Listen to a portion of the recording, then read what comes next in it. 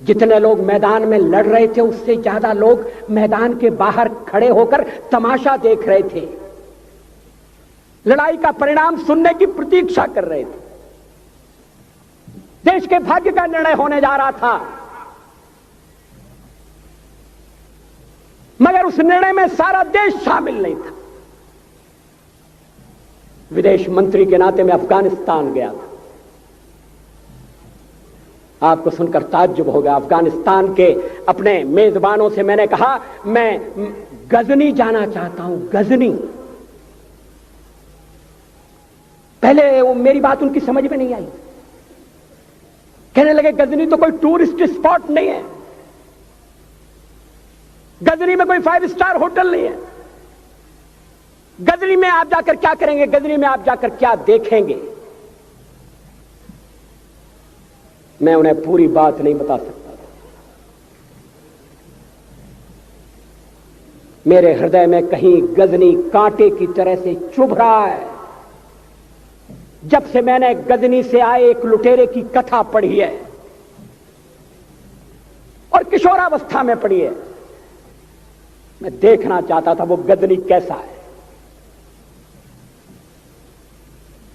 आपको सुनकर ताज्जुब होगा, महमूद गजनी का अफगानिस्तान के इतिहास में कोई स्थान नहीं है।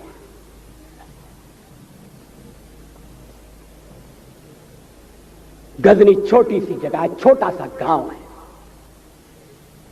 कल्पना करिए, सैकड़ों साल पहले वहां धूल उड़ती थी, झोंपड़ियां थी, मगर एक लुटेरा लुटेरों को इकट्ठा करता हुआ सोने की चिड़िया को लूटने के लिए चला आया। आपस की फूट से जो राजा है वो लड़ेगा, जो क्षत्रिय है वो लड़ेगा। हमने समाज के बहुत बड़े वर्ग को लड़ने के अधिकार से वंचित कर दिया। हमने उन्हें हथियार नहीं उठाने दिए। मार्शल नॉन मार्शल के आधार पर हमने समाज को बांट दिया। वो लुटेरा सोमनाथ के मंदिर तक चला गया।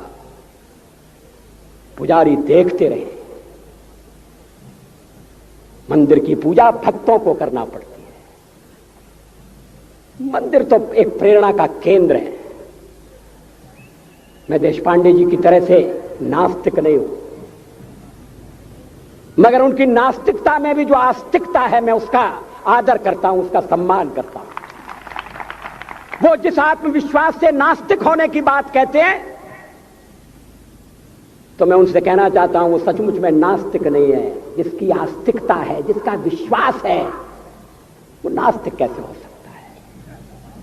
विश्वास किसमें है ये बड़ी बात नहीं है, विश्वास है या नहीं। हमने समाज के बहुत से बड़े वर्ग को विश्वासहीन बना दिया।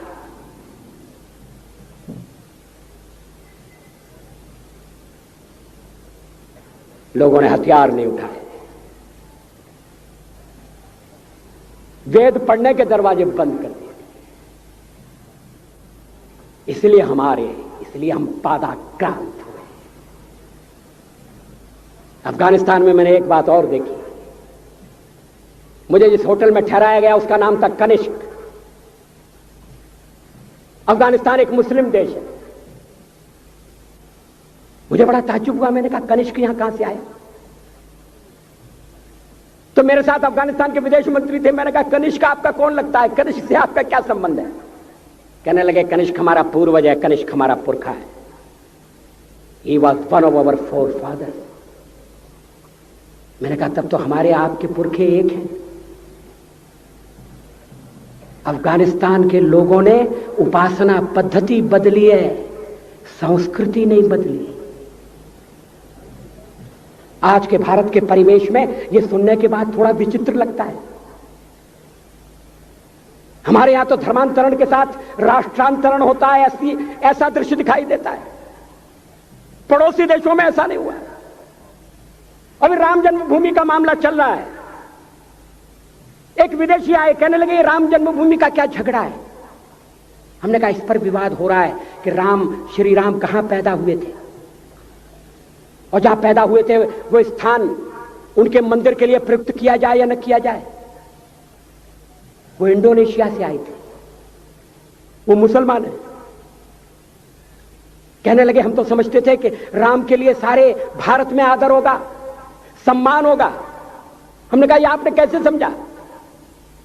कहने लगे आप तो इंडोनेशिया आ चुके हैं, इंडोनेशिया में बहुत से लोगों ने इस्लाम स्वीकार कर लिया, मगर श्री राम को विस्मृत नहीं किया, श्री राम को भुलाया नहीं। इंडोनेशिया के बाली द्वीप में 1 महीने रामायण की लीला होती है। मैं उस समारोह में जा चुका हूं। उस समय भी विदेश मंत्री मेरे पास बैठे थे। मैंने कहा ये रामायण ये क्या हो रहा है? मैंने कहा एक्सीलेंसी ये मंच पर क्या हो रहा है? कहने लगे एक्सीलेंसी आपको पता होना चाहिए। हमने कहा मुझे तो पता है मगर मैं जानना चाहता हूं। कहने लगे ये रामायण है, ये राम है, ये लक्ष्मण है, ये सीता है। हमने कहा इनसे आपका क्या संबंध है? आप तो मुसलमान हैं। कहने लगे हमारा संबंध बहुत पुराना है, हमारा तब का संबंध है जब हम मुसलमान नहीं हुए थे।